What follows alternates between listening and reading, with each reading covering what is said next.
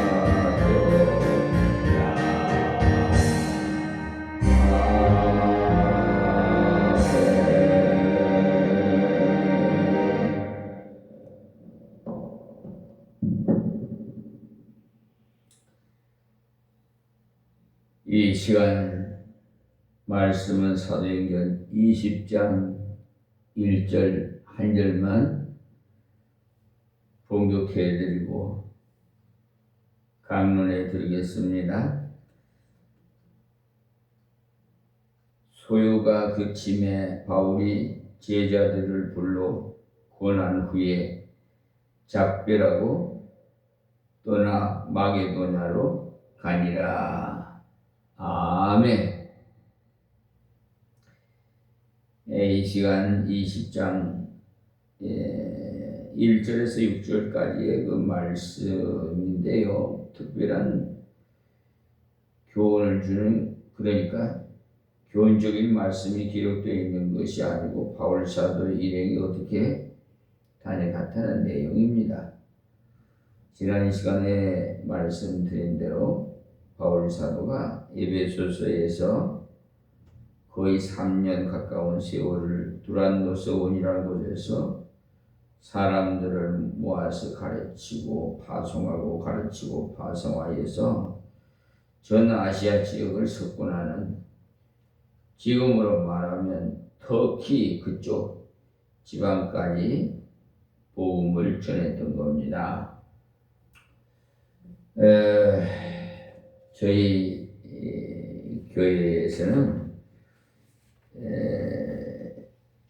지금 그러니까 수년 전부터 그러니까 2007년 10월부터 선교를 위해서 기도하는데, 소아시아 그 선교의 터키의 동부의 그 손정자 선교사와 터키 밤모섬의 차인수 선교사를 위해서 기도합니다. 어쨌든 우리는 그 현장에 가지 못하더라도 그들을 위해서 이 손정자 선교사나 차인수 선교사 외에도 많은 선교사들이 가 있어요. 근데 정말 애쓰고 수고하시는 선교사가 있는가 하며, 또 안이하게 그냥 지내는 그런 선교사도 있는 것으로 알고 있습니다. 아무튼 그들이 한 대로 행한 대로 하나님께서 상과 벌을 줄 거니까 그거는 하나님의 주권이고요. 저희들은 그들을 위해서 기도하는 그런 기도가 필요합니다. 그래서 여기에 그 사도행전에 나오는 건 그러니까 책 이름, 성경 이름 사도들이 행한 모든 일들을 이렇게 기록한 책이 사도행전이에요. 이런 일들이 대집회를 통해서 일어난 것이 아니고 조용하게 가르치고 파송하고 그 일을 통해서 이루어지는데, 그래서 어떤 사람은 말하기를 교육은 조용한 혁명이라고 해요. 혁명이라는 것은 원래 화닥닥 하는 것을 말하는데, 교육을 조용한 혁명이라 열심히 가르치고 가르쳐서 제자만 빠르게 생산한다면 교회도 변하고 세상도 변하고 나라도 변합니다. 그래서 교육은 조용한 혁명이라고 부릅니다. 바울 사도는 위대한 선교사면서 또한 위대한 선생이었어요. 오늘 말씀에서 바울 사도가 에베소를 떠나면서 수리아를 거쳐서 예루살렘에 갔다가 그 뒤에 잡혀서 예수의 몸으로 로마로 압송되었어요. 그런 가는 길에도 배를 타고 가는데요. 오늘 말씀에서 소위 설교 재료를 뽑아야 한다면은 별로 뽑을 것이 없습니다만, 이것은 이러하니 이것을 배우라고 한 교훈은 없습니다. 그런데 이상하게도 성경은 이런 것도 다 기록하고 있다는 점입니다. 가르치는 것은 매우 중요합니다만 제자들과 함께 일하면서 함께 겪는 그것도 참으로 좋은 경험을 쌓거든요. 그래서 예수님은 제자들을 교실에서 가르치신 것이 아니고 데리고 다니면서 가르치고 전도하고 같이 식사도 하고 잠도 같이 자고. 이제 여름철이 되었습니다. 각 교회들마다 여름 수련회나 성경 학교를 하는데 그런 것이 중요성이 있어요. 말씀 가르치는 것은 평소에 늘 합니다. 그런 특별한 기회는 제자들을 양육할 기회거든요. 말씀을 가르치는 것은 평소에 주일에 할 수 있습니다. 그런데 가장 부족한 것이 교재 교회인데 저도 교사를 오랫동안 이렇게 보았습니다만은 15분 정도 말씀을 가르치고 나면 시간이 다 되어져서 갑시다를 부르고 뭐 돌아가는데 저는 그런 것을 좋아하지 않아요. 마쳤다고 해서 갑시다를 부르고 돌아가 버리는 것은 좋은 것이 아니에요. 마칠 때 교사가 알아서 그렇게 종회를 하면 좋겠어요. 함께 가도록 하면 앞에 선 사람이야 기분이 좋겠지만은 제자를 양육하는 데는 효과가 없어요. 그러니까 말씀을 가르치는 것과 함께 대화가 필요하다.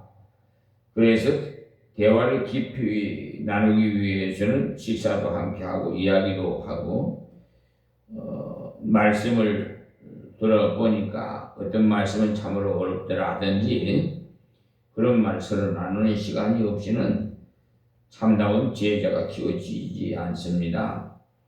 강습소에 가가지고 공부 배우는 것과 다를 바 없죠. 그런 곳에는 제자는 없고 배우는 사람뿐이 전부가 다 제자와 학생이 달라요. 선생과 스승이 다른 것과 같이 제자와 학생은 다릅니다. 가르치기만 해서 진정한 제자를 키울 수는 없다는 사실이에요.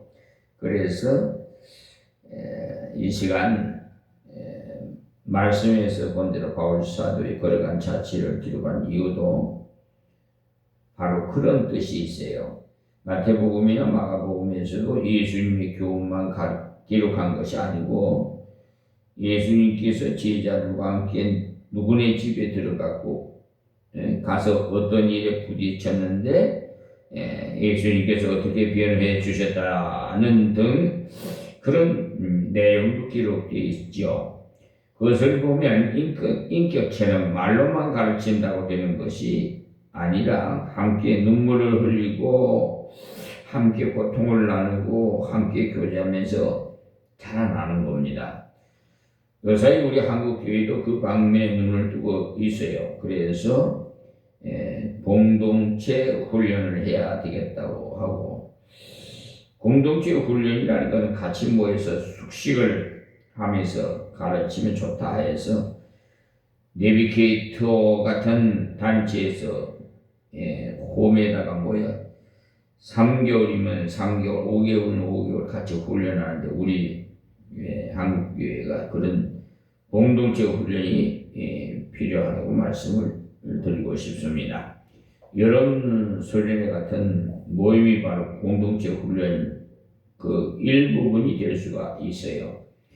예수님께서 오셔서 속죄의 제물이 되신과 함께 자신을 대신해서 복음을 계속해서 전할 제자를 양육하시는 그런 귀한 일을 삼으셨어요. 그래서 12제자 키우시는 일을 아주 정성스럽게 하셨는데요. 우리 한국교회도 전도 많이 하는 것도 중요합니다만 전도한 사람을 말씀으로 잘 키우는 일을 못한다면 우리 한국교회의 그 장래가 어두워요. 전도하고 키우는 그 제자 양성이 계속 뛰어나가는 고리가 연결되지 않으면 건전한 교회로 육성되어지기가 어렵습니다. 예수님께서 그 일을 하셨는데 예수님께서 하신 그 일의 단어를 뽑는다면 먼저는 오라고 했죠. 그러니까 와서 배우라고 했어요. 초청의 말씀을 하시면 누구든지 오라고 했어요. 그래서 많은 사람들이 왔습니다만 많은 사람들이 돌아가 버렸어요. 특히 500여의 이적을 행하시고 나자 많은 사람들이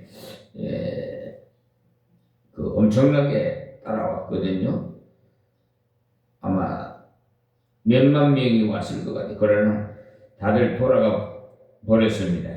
그때 예수님께서 제자들을 향해서 너희도 가려느냐 물으셨을 때 제자들이 영생의 말씀이 주께 있으니 우리가 위계로 가오리까라고 했죠. 아주 유명한 말을 했어요. 모든 사람들이 예수님이 놀라운 초청을 받았습니다. 내게로 오라와서 짐을 벗어라. 그리고 내게 배워라. 이 배우는 과정에서 많은 사람들이 떠나갔습니다. 왜냐하면 기대 바뀌더라는 것이죠. 자기가 생각하고 있는 것을 기준을 해서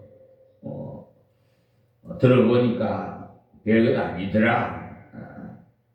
지금 이 유튜브 방송으로 김종선 목사가 강의 설교하는 이 설교도 여러분들이 귀담아 듣고 좀 새겨서 듣는 분은 은혜가 되지만은 건석으로 그냥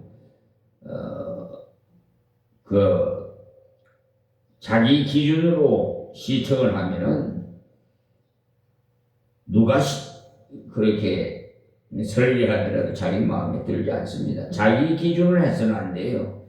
언제나 하나님 편에서 말씀하시는 것으로 순종하고 그러면서 들으면서 믿음이 자라나거든요. 우리가 무슨 야채밭에다가 야채를 기르면서 물을 주듯이 저는 우리 교회 옥상에 화단에라 할까 뭐에서 야채를 심어서 아침마다 꽃나무고 야채에 물을 줍니다만은 아주 잘 자라요. 좋아해서. 그래서 우리 엄청나게 TV가 안 줬어요. 낙엽을 썰어서 거기다 담아놔요. 그러면 그냥 TV가 되는 거예요. 그것같이 좋은 거 없어요. 그래서 그러니까 가을에 낙엽을 썰어서 거기다 탑발라놨다가 이제 봄에 이제 땅을 화분을 이렇게 개간 이렇게 좀 뒤섞어 가지고 상추나 그런 거 심어 놓으면요 참 잘 자라요. 물을 아침마다 줬더니 아주 그냥 그래서 우리 요양사님들 많이 따서 가서 집에 가서 좀 줄 사람이 있걸랑 주고 그래서 나는 먹자고 그렇게 합니다. 그 나눔이라는 게 참 좋아요. 그리고 유실수도 많이 하나님 심어서 서로 나누고 지금 제가 좀 건강이 좀 좋지 못해서 따서는 못 주지만은 제가 따서 가져가라고 합니다. 또 심 닿는 데까지 좀 따는데도 조금 보조도 해주죠. 어쨌든 매실이랄까 살구 복숭아 사과 대추 배 하여튼 작은 에덴 동산입니다. 너무 좋아요. 숲속에서 사는 것 같아요. 저희 사택이에요. 전부 그냥 유실수로 뺑뺑 둘러쌌기 때문에 겨울에는요 잎사리가 떨어지니까 햇빛이 들어와가지고 따뜻하고 집이요 사택이. 여름에는 잎이 팍 피니까 또 그 햇빛을 가려주고 숲속에서 생활하는 것 같아요. 얼마나 하나님 시키는 대로 했더니만은 무슨 돈을 들여가지고 책을 안 만들어서 햇빛 안 가려도 자연 나무를 심어서 유실수를 심고 하니까 굉장히 여러모로 좋습니다. 자, 여러분들 그냥 우리 몇 명 가르친다는 생각으로 할 것이 아니라 세계를 선교할 선교사 몇 명을 양육하고 있다는 마음으로 하라는 건데 바깥에 전도할 때 마찬가지입니다. 한 사람 전도하면요 그만큼 우리 교회의 성도 숫자가 많아지고 하는 생각으로 전도할 것이 아니라 주님께서 만민에게 전도하라고 하셨으니까 그 만민 중 한 사람 전도한다는 넓은 생각으로 전도하십시오. 그래야 일이 좀 안 될 경우도 낙심하지 않고 또 부흥이 많이 될 경우도 우쭐거리지 않아요. 세계를 정복하려면 아직도 멀었기 때문에 아직도 복음을 들어보지도 못하는 사람이 너무 많아요. 이제 1절부터 쭉 읽어가면서 다른 성경을 살펴보면서 제자 사역에 대해서 말씀드리겠습니다. 1절에 소요가 그침에 바울이 제자들을 불러 권한 후에 작별하고 떠나 마게도냐로 가니라. 그러니까 앞에서 말씀드린 대로 전도를 열심히 하고 양육을 열심히 해서 그들이 나가서 전도를 하고 하나님 말씀대로 사니까 우상 장사들의 그 우상이 팔리지 않자 그만 그들이 데모를 하고 그 소요를 일으키고, 그래서 지난 시간에 말씀드린 대로 우리가 열심히 전도하고 열심히 양육해서 유치부부터 모든 학생들 신앙으로 잘 자라서 하나님의 말씀대로 살아간다면 극장문도 닫고 설주문도 닫는 일이 일어납니다. 그래서 그들이 교회 문 앞에 와서 당신들 때문에 우리 술집이 문 닫게 되었으니까 전도하지 말아라는 데모를 한다면 그 얼마나 좋겠습니까? 그 전벽 가면 그야말로 교회가 살아있는 증거가 되죠. 이때 그렇게 되었다는 거예요. 너희들 때문에 우상이 안 팔려서 밥을 못 먹게 되었다는 시기 되었으니 그거야 잘된 일이죠. 그것이 다 제자 사역의 열매입니다. 소요가 그침에라고 이렇게 바울 사도가 로마도 보아야 하리라는 계획이 있었으니 그 계획대로 소요로 인해서 떠나지 않았어요. 보통 사람이라면 데모를 피해서 다른 곳으로 갑니다. 그런데 여기 소요를 지켜보고 있었어요. 그 소요가 그침에 떠났어요. 참으로 멋있는 사람이에요. 문제가 있다고 해서 떠나가는 건 참 목자의 태도가 아닙니다. 여러분이 주일 학교를 가르쳐 보면 힘들 때도 있고 특별히 말을 안 듣는 학생 때문에 고민할 때도 있을 겁니다.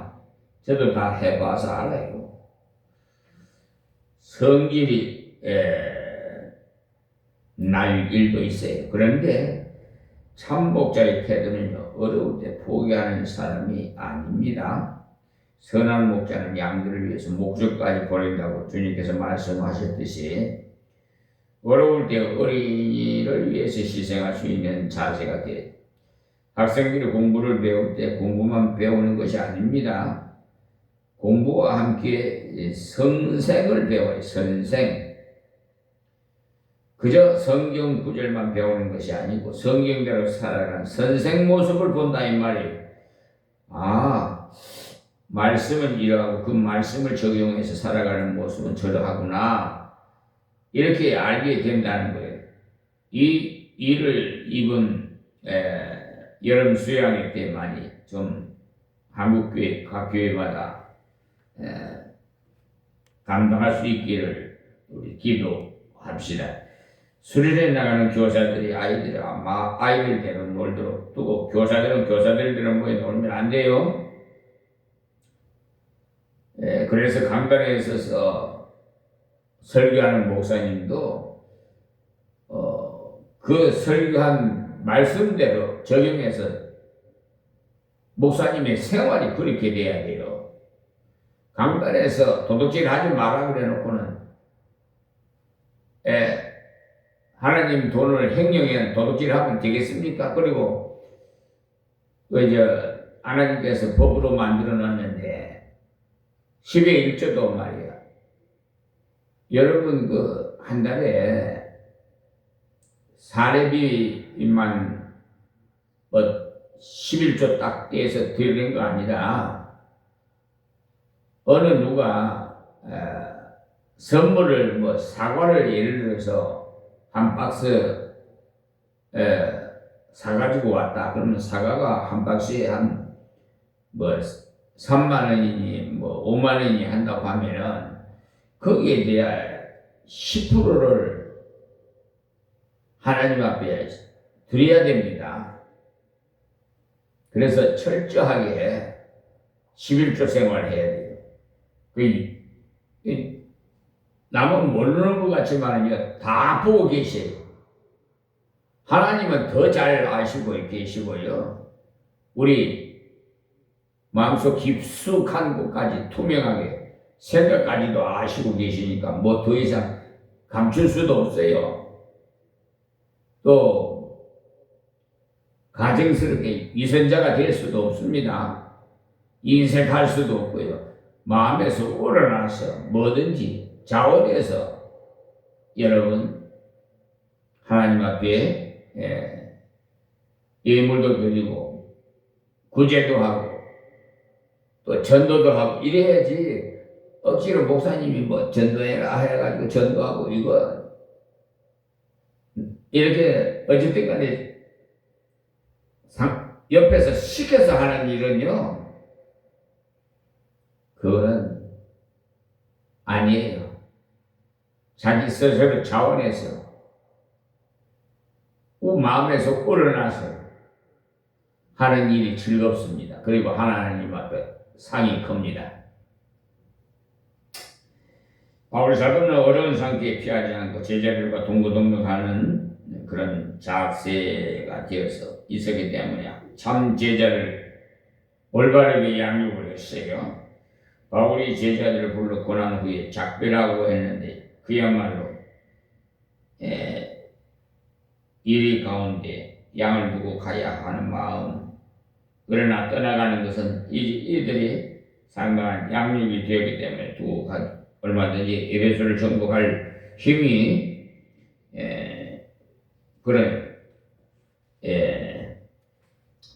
있기 때문이에요. 우리 교사들이 어린이를 성경으로 양육하되 학교에서나 집에서나 어디에서나 예수 믿는 표를 낼 수 있는 학생이 될 수 있도록 키워줘야 돼요. 어려서부터 그래야 돼요. 요즘 말이에요. 전에도 말씀드린 적이 있는데, 어느 회사에서 30년 동안이 같은 교회의 교회가 좀 대형교회라서, 대형교회는 정말 누가 누군지 잘 모릅니다. 가까운 그런 사람 아니면은. 그러니까 같은 회사에서 30년 동안이나 같이 일을 했는데도 예수 믿는 걸 안 나타냈어요. 그러니까 내가 장로입니다, 내가 집사입니다라는 말을 안 하고 숨겼어요. 그냥 이방인이나 똑같이 그냥 직장 생활을 한 거죠.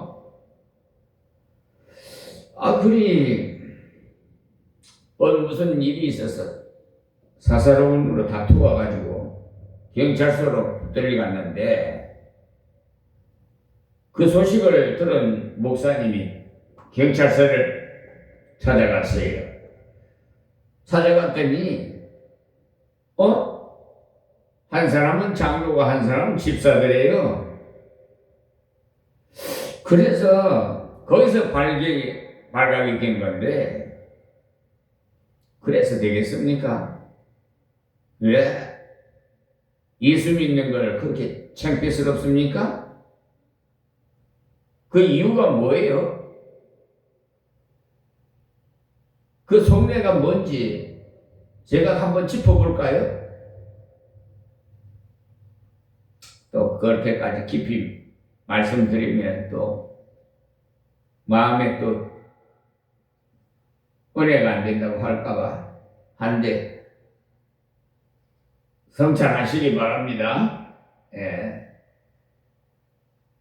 낮의 말은 새가 듣고 밤의 말은 쥐가 듣는다는 우리 속된 말이 있듯이 하나님께서는 불꽃 같은 눈동자를 지켜보고 계신다는 사실을 잠시라도 잊지 마시기 바랍니다.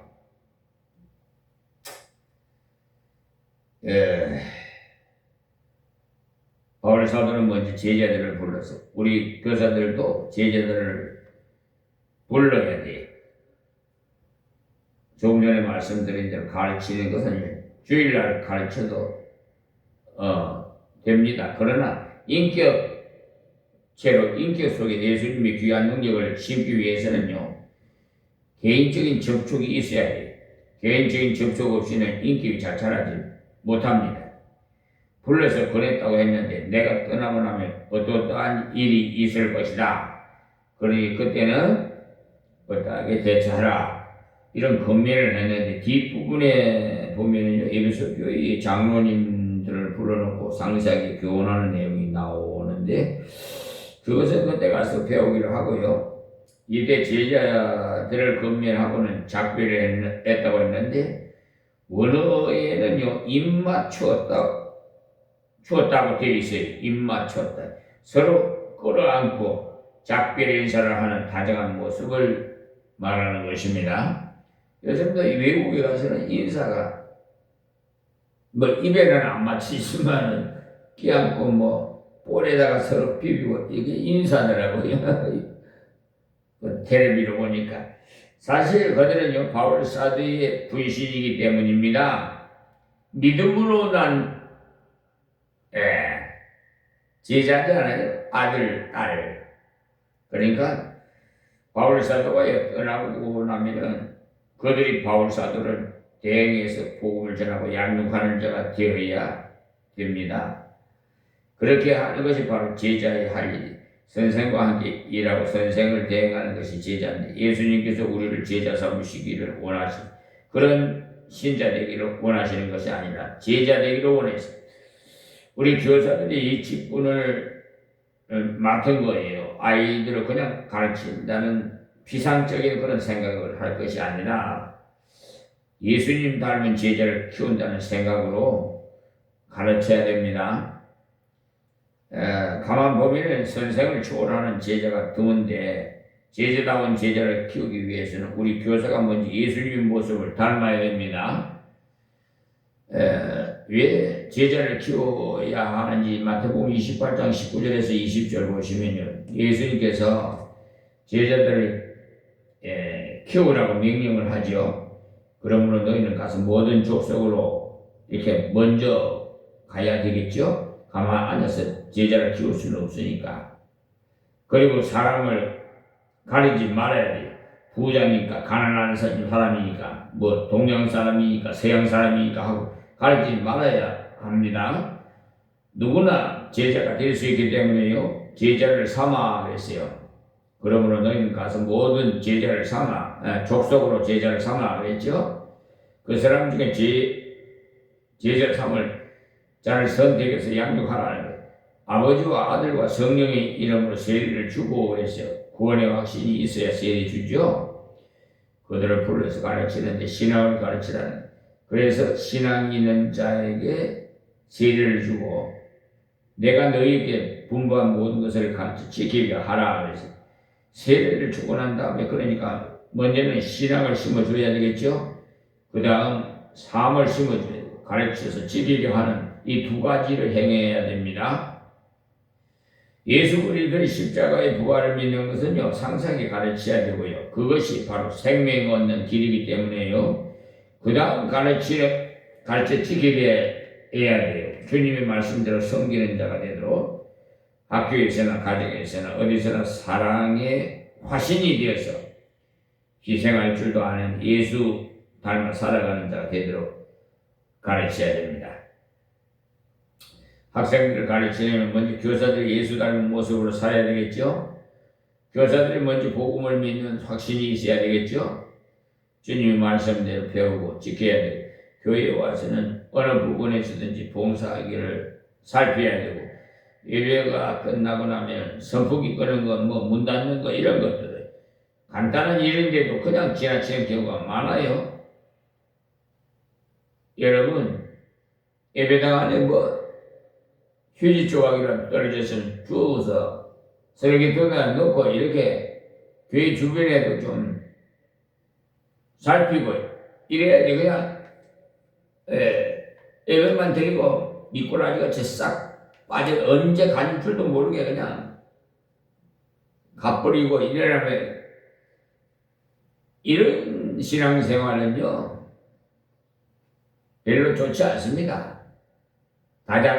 다정다감하게 서로 하나님은 사랑이시다는데 서로 사랑이 희생하고 서로 배려하고 섬겨야 되는데 교제가 있어야 되는데 그냥 가버리면 되겠어요? 물론 뭐 다른 일이 있으니까 약속이 되어 있든지 뭐 있으니까 가겠지만은요, 될 수 있으면 주일날은 온전히 하나님 앞에 예배 삶을 사세요. 온전히 헌신하세요. 뭐 약속도 그런 것도 하지 마시고 학생들을 가르치나 뭐 다른 제자를 가르칠 때 교사들의 예수 닮은 모습을 살아야 돼. 본을 보죠. 교사들이 먼저 복음을 믿는 확신이 있어야 돼. 주님 말씀대로 배우고 지켜야 돼. 교회 와서 어느 부분에서든지 봉사하기를 살펴야 되고, 예배가 끝나면 뭐 여러 가지 정리된 거, 잘못된 거 있으면 좀 정돈을 해도 하고 이래야 돼. 뒷마무리가 깨끗해야 돼요. 그러니까 아주 쉬운 것부터 기초부터 좀 우리가 살펴야 됩니다. 그건 뭐 별로 힘들진 않은 거예요. 아니 휴지라 같은 거라 떨어졌으면 그거 줬어. 휴지통에 있는 건 뭐 그렇게 힘든 것도 아니잖아요. 우리는 일평생 대접받을 생각 버려야 돼. 예수님께서 대접받기 원하시지 않으셨기 때문에 섬기는 자가 되면 우리 마음에 자유함이 있습니다. 대접받으려면요 항상 불편해요. 어떻게 처신해야 알아줄까 싶어가지고 말할 때나 행동할 때 신경 많이 써야 되겠어요. 그러나 어디서나 섬기려는 자세로 살아가면 마음이 푸근해. 일할 것만 찾으면 되니까. 새 계명을 너희에게 주노니 서로 사랑하라. 내가 너희를 사랑한 것 같이 너희도 서로 사랑하라. 이렇게 말씀하죠. 예수님께서 우리를 사랑하신 것 같이 우리도 서로 사랑하라는 것, 이 말씀하시기 전에 제자들이 발을 씻기고 이 말씀을 하셨지 않습니까? 왜 제자를 삼아야 되느냐? 예수님 명령이기 때문에. 제자 삼기 위해서 먼저 영생의 확신을 심어야 하고 그 다음 지키기 위해서 주님의 삶을 살 수 있는 자가 되게 해야 돼. 이것이 우리 평생 목표가 돼야 돼. 가정에서 자녀들에게 항상 염두에 두고 살아가면서 가르쳐야 되고, 그런데 우리는 늘 부족해요. 그렇기 때문에 기도하고 말씀 상고하고 배우고 난 자신을 쳐서 복종시켜야 됩니다.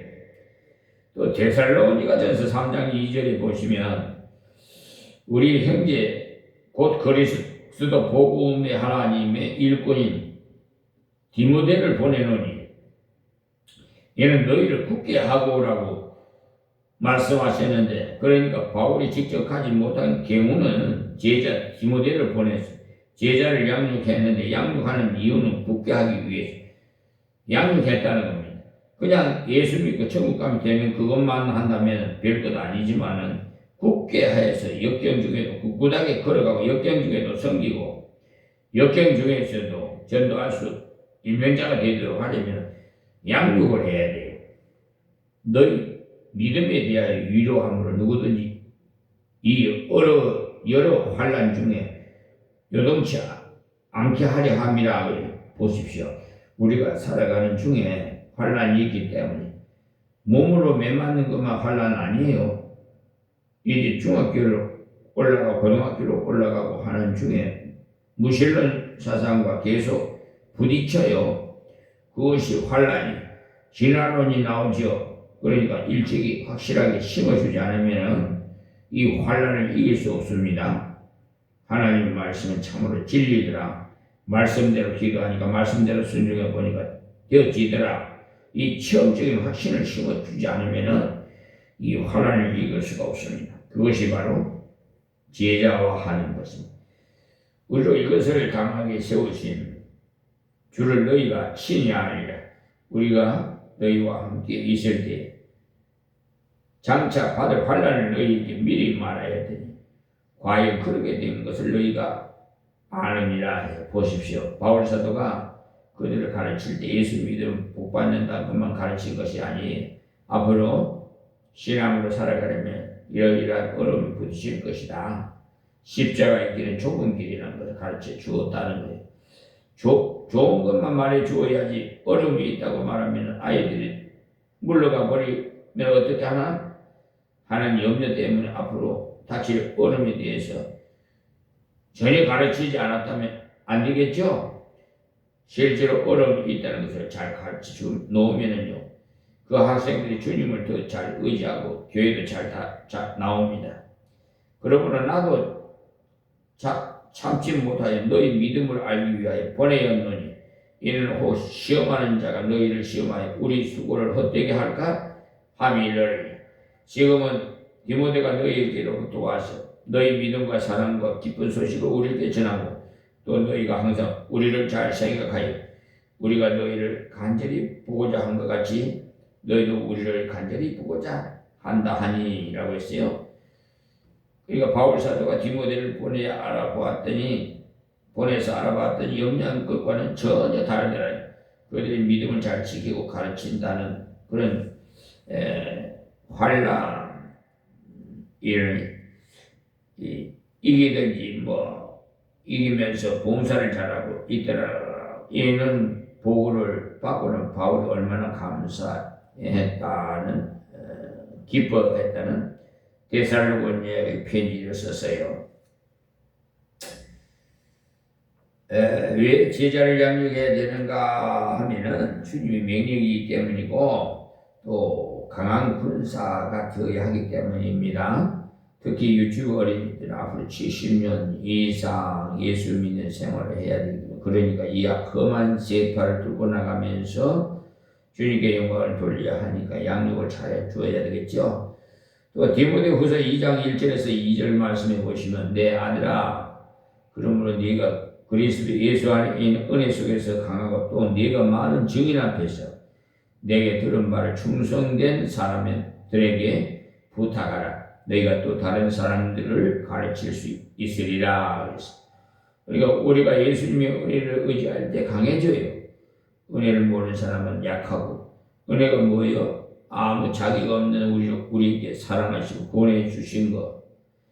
교사된 것도 마찬가지예요. 부족한 여러분들에게 은혜를 주셔서 교사로 삼아주시고 이 사실을 할 때 담대지. 내가 똑똑해서 교사가 되었다고 한다면 어느 날 준비를 덜 했으니까 빠져야 될 것이죠. 그러나 주님께서 나의 부족함을 함과 그 약함을 다 아시고 부르셨어요. 그래서 주님께서 책임져 주시는 내가 하고자 믿음으로 순종해서 걸어가기만 하면 주님께서 책임져 주십니다. 할렐루야. 자, 그리고 내가 들은 말을 충성된 사람에게 부탁하라. 너희가 또 다른 사람을 가르칠 수도 있으리라.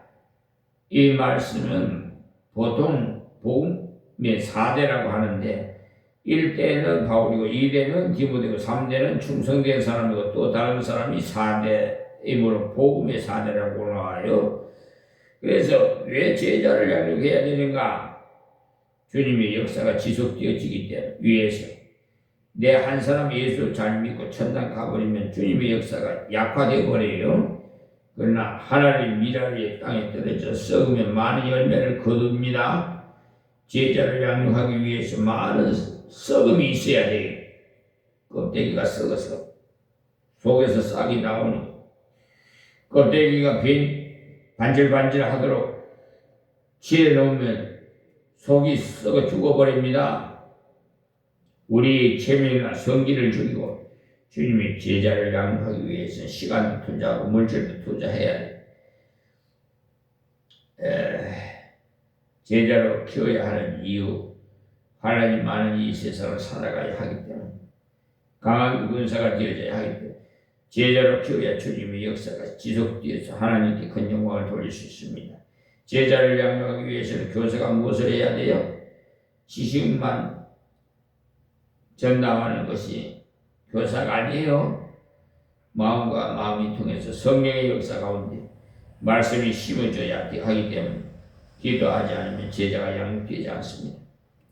디모데후서 1장 3절 또 보시면요, 나의 밤낮 강구하는 가운데 쉬지 않고 너를 생각하고 순결한 양심으로 조상적부터 섬겨오는 하나님께 감사하고 내 눈물을 생각하였며 너 보기를 원하면 내 기쁨을 가져가게 하여 함이라고 했어요. 바울 사도가 밤낮 강구하는 가운데 쉬지 않고 디모데를 생각했다고 했어요.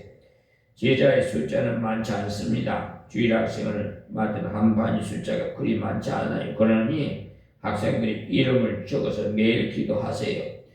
월요일은 어느 학생을 위해서, 화요일은 어느 학생을 위해서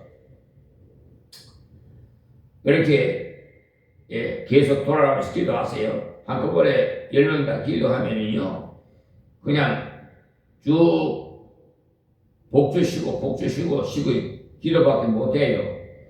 그래서 간절한 그런 기도를 해주지 못합니다. 요일을 정해놓고 그 아이의 환경, 학생 문제, 성격, 신앙 등을 기도해 줄 수 있어요. 그렇게 해야만 진정한 제자가 양육되집니다. 그 사도행전 15장 그 36절 말씀에도 보시면 수일 후에 바울이 바나바들여 말하되 우리가 주의 말씀을 전한 각 성으로 다시 가서 형제들이 어떠한가 방문하자 하니 라고 나오죠. 벌써 제자 돌아보는 일을 바울 사도는요 실천을 했어요. 여러분이 가르친 대로 실천하고 있는지 학생들을 살펴보아야 돼. 세상 공부 가르치는 것도 막 야무지게 해야 돼. 제가 옛날에 그런 일이 있었는데요. 어쨌든 사람은 그 경험이 있어야, 노하우가 있어야 됩니다. 참 당신은 굉장히 야속하게 생각이 되겠지만은 사실은 그렇게 강하게 교육을 시켜야 지금도 그런 톤이 저한테는 나와요. 그래서 설교 중에서도 막 가슴이 찔리는 그런, 어떻게 목사님인데 사정을 저렇게 잘 하시는가, 내 속에 언제 들어왔다 나가셨나 할 정도로 성령 하나님께서 역사하실 때는 정말 무섭습니다. 제가 아닌 것 같아요. 저 때를 막 수시로 꼬집어 보고 하는데 말씀을 전해도 너무 과하게 그냥 막 전할 때가 있어요. 제가 그렇게 생각이 든다고 말이에요. 그러나 내 안에 성령님이 하시는 걸 제가 어떻게 하겠습니까? 그러니까 그대로 100%로 그냥 받는 자가 복이 있습니다. 세상 공부 가르치는 것도 야무지게 해야 되고, 어쨌든 하나님 말씀을 양육하는 것도 야무지게 가르치지.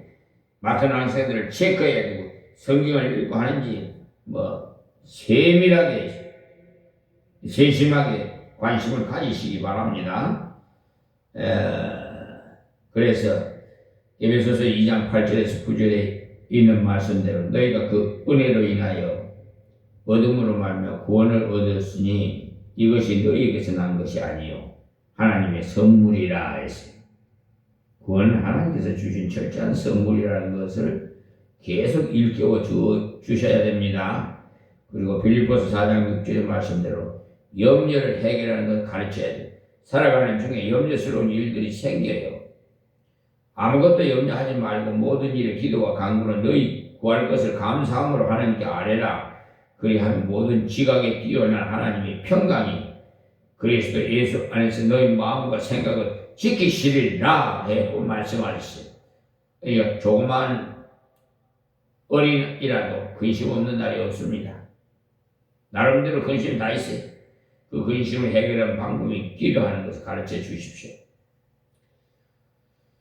어떤 경우는요, 우리 형제간끼리도요, 그런, 부딪힐 때가 있어요. 피할 길도 주시고, 감당할 길도 주십니다. 어린이에게도 그런 문제들이 많고요. 어쨌든,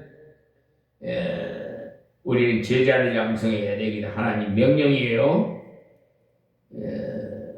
그래서, 아무것도 염려하지 말고, 아무 일에도 기도와 간구로, 모든 일에 기도와 간구로 너희 구할 것을 감사함으로 하나님께 아뢰라고 이런 말씀을 가르쳐 기도함으로써 염려를 뚫고 나갈 수 있도록 그리 하십시오. 이런 것을 어릴 때 가르쳐야지. 그리고 선종의 삶을 가르쳐야 돼요. 요한복음 15장 10절 보시면요, 내가 아버지의 계명을 지켜 그의 사랑 안에 거하는 것 같이 너희도 내 계명을 지키면 내 사랑 안에 거하리라 그랬어. 구원의 확신을 가르치고 염려를 해결하는 그것으로 끝나면 재미가 없어요. 사람이라는 것은요, 사랑을 받고 살아야 만족해요. 사람이라는 사랑을 받고 살아야 돼. 그러려면 하나님의 계명을 순종해야 돼. 주님의 사랑을 날마다 체험하면서 살려면 주님의 말씀을 날마다 순종하면서 살아야 돼. 말씀 순종 안 하는데 사랑받을 수 있겠습니까? 그래서 내 이웃을 사랑하라는, 내 이웃을 섬기라는 말씀을 순종해야 돼. 그렇게 살면 주님께서 나를 사랑하신 증거를 생활 속에서 보게 됩니다. 하나님 사랑 속에서 살아가는 증거이시. 교사가 이 모범을 보이면서 가르쳐. 또 제자들에게 가르쳐야 되는 것은 전도의 삶인데 마가복음 5장 18절에 보시면 금방 예수 믿는 사람에게 예수님께서 말씀하시기를 예수께서 배에 오실 때 귀신 들렸던 사람이 함께 있기를 간구하였으나 허락지 아니하시고 저에게 이르시되 집으로 돌아가 주께서 내게 어떻게 큰 일을 행하사 너를 불쌍히 여기신 것을 네 친속에게 고하라 하신대 그랬어요. 그러니까 우리 예수님께서 훌륭한 제자에게만 이것을 명령하신 것 아닙니까? 금방 예수 믿는 사람에게도 명령하셨어요. 여러분, 닭이 새 알을 잘 낳아요. 묵은 닭은 알을 잘 못 낳더라고. 이제 그래서 늦게 된 자가 먼저 된다는 하나님 말씀이 그대로예요. 주님을 따르는 길에 역경이 있다는 것을 가르쳐야 됩니다. 누가복음 9장 23절에도 보시면 날마다 십자가를 지고 주님을 따르라고 했습니다. 주님을 따르는 길에는 역경이 있다는 것을 가르쳐요. 그리고 역경을 믿음으로 이기면 상급이 있다는 것도 가르쳐요. 히브리서 10장 24절에 25절 말씀에 서로 돌아봐 사랑과 선행을 격려하며 모이기를 피하는 어떤 사람들의 습관과 같이 하지 말고 오직 권하여 그날이 가까움을 볼수록 더욱 그러하자 그래서. 그러니까 마귀 사탄들을 서로 만나는 걸 싫어해요. 못 만나게 해요. 그러니까 서로 우리 모이기를 즐겨 하십시오. 서로 돌아보면서 사랑과 선행을 격려하되 모이기를 열심히 하시고 가르치고 자주 모여서 성경을 배우고 모여서 기도하고 모여서 봉사하는 걸 가르쳐야 돼. 이것을 잘 가르치려면 교사가 먼저 출석하는 것에 진실해야 돼요. 약간의 사정만 생겨도 전화를 하고 안 나오는 교사도 있는데 죽을 지경이 아니거든. 아프더라도 오세요. 다리가 다쳐서 걷지 못하는 경우가 아닌 이상은 배워와서 아프십시오. 그렇게 하면 하나님께서 더 빨리 낫게 해주실 겁니다. 누워있다고 해서 빨리 낫는 것 아니에요. 우리 교사들이 마음먹고 가르쳐야 하는 것은요, 구원의 확신과 염려를 해결하는 길과 순종의 삶과 전도의 삶, 날마다 십자가를 지고 지는 삶, 그런 것을 우리가 격려하면서 살아가면서 모이기를 힘쓰도록 가르쳐야 돼. 저도 다른 분이 연구한 것을 참조의 말씀을 들을 때가 있는데요. 제자를 양육하려면 본을 보여야 돼. 아무리 말로 가르쳐도 잘 되지 않아요. 본을 보여야만 잘 듣습니다. 데살로니가서 2장 10절을 보시면요. 우리가 너희 믿는 자들을 향해서 어떻게 기록하고 옳고 흠이 없이 행한 것에 대하여 너희가 증인이요 하나님도 그러하시도다라고. 보십시오. 교사들이 제자를 앞에서 거룩해야 돼. 구별되게 깨끗해야 돼. 말도 깨끗하게 거짓말하지 말아야 돼. 제가 항상 수시로 말합니다만 예수 믿는 사람 거짓말하면 안 돼. 거짓말하는 귀신의 애비를 마귀가 그러는 거예요. 여러분 마귀 종이 되는 게 좋아요? 내 목에 칼이 들어와도 순교하는 일이 있어도 거짓말하지 마세요. 그리고 옳아야 돼. 불의한 일을 하지 말아야 하는 말입니다. 흠이 없었다고 했어요. 흠이 없었다. 사람들에게 결정을 잡히지 않아야 돼. 바울 사도는요, 철저하게 자기를 절제했다. 그래서 야고보서에 보면 선생된 자가 더 큰 심판을 받으니까 많이 선행되지 말으라고 했어요. 그럼 말씀을 스스로 선생되고자 끄덕거리지 말으라는 거예요. 하나님께서 선생들하고 하시는 거절하면 안 됩니다. 선생은 먼저 깨달으니까 그만큼 책임이 크다는 말은 그만큼 가치 있는 일이라는 거예요.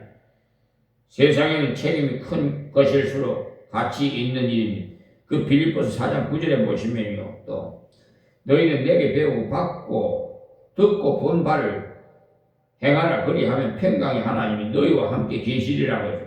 그러니까 주일학교 교사들은 꼭 이 말씀 행하며 가르치고 듣게 하고 가르친 대로 내가 먼저 그렇게 살아야 돼. 헌금하는 방법도 가르쳐주고 기도하는 방법도 가르쳐주고 우리 교우들에게도 공중기도에 대해서도 꼭 가르쳐야 되고 공중기도할 경우에는 꼭 그에 합한 기도만 하십시오. 식사를 위해서 대표로 기도하게 되었다면 식사에 대한 기도만 하세요. 맛있는 식사를 주신 것을 감사하시고 수고한 분에게 복 주시기를 기도하면 될 것이지 창세기부터 내려오면 안 돼요. 국도 다 씻고 밥도 다 씻는데 예배를 위해서 기도한다면 말씀이 은혜 받도록 집중해서 기도하면 돼요. 결혼식 때 제가 몇 번 기도를 했는데요. 집사람이 왜 그렇게 기도를 짧게 하느냐고 묻기에 제가 말하기를 기도하는 사람이 기도를 다 해버리면 주례 목사님이 할 기도가 없다고 해요. 끝말만 계속하게 되니까 기도를 부탁받으신 분은 주례하시는 목사님 하나님의 은혜로 말씀을 잘 증거해서 은혜를 크게 끼칠 수 있도록 기도하면 잘한 것이죠.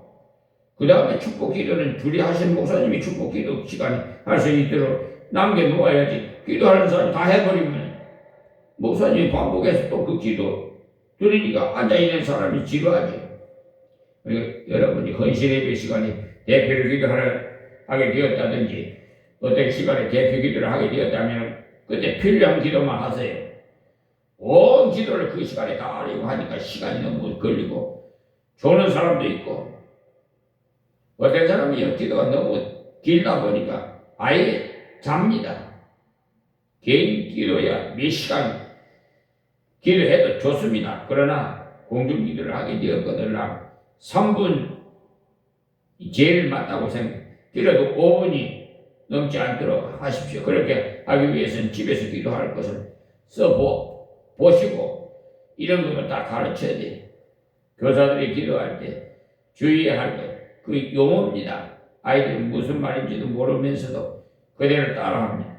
교사가 전지전능 이런 식으로 기도하면 아이들이 그대로 따라해요. 알지도 못하면서 따라해요. 그러니까 쉽게 사랑의 아버지 하고 기도하면 아이들도 그대로 배우고 그렇게 기도해요. 아이들 눈높이에 맞춰서 기도를 해야지. 그러니까 세상을 복음으로 정복하는 이런 바울 사도 혼자서 한 것이 아닙니다. 그런 제자를 말씀으로 양육해서 정복하게 한 것이지. 그러니 큰일을 한 거죠. 이 말씀을 기억하시고 이번 여름 수양회 때는 그야말로 제자를 양육할 수 있는 기회로 삼아서 정말 유용하게 여름 수양회가 하나님께 온전히 영광되는 수양회가 되기를 바라면서 말씀을 마치겠습니다. 하나님 감사합니다. 오늘도 이 말에 좀 하나님 말씀을 전했습니다. 하나님 귀 있는 자는 듣게 하여 주셔서 듣는 자마다 다 은혜가 되고 세계에서 듣고 더 큰 감동적인 신앙생활을 할 수 있도록 저들에게 그 뜨거운 열정을 일어나도록 성령의 불이 타오르게 하옵소서. 하나님 감사합니다. 날마다 동행해 주시는 우리 아버지 하나님, 사랑의 하나님, 우리 사랑하는 형제 자매들에게도 늘 함께하여 주셔서 공동체로 우리 모두가 같은 마음 같은 뜻으로 합력해서 선을 이룰 수 있도록 사랑의 삼겹줄로 묶어 주시옵소서. 예수님의 이름으로 기도합니다. 아멘.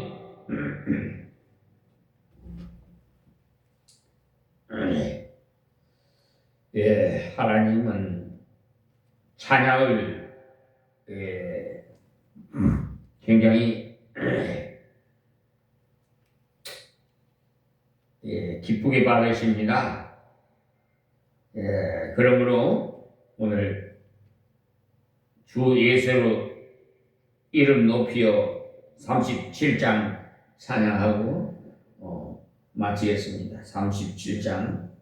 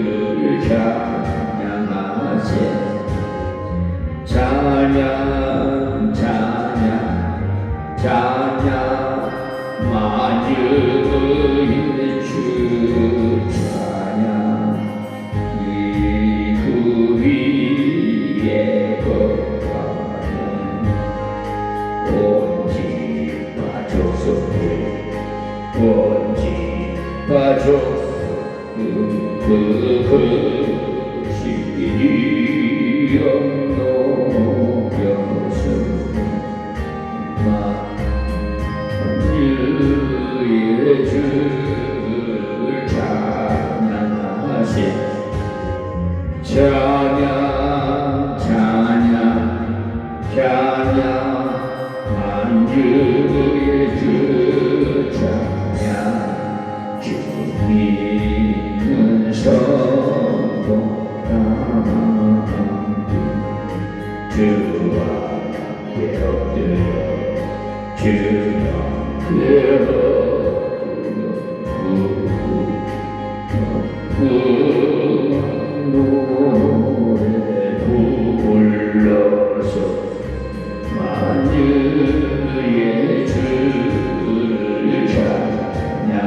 다시 찬양 찬양 찬양 만유의 주 찬양 아멘.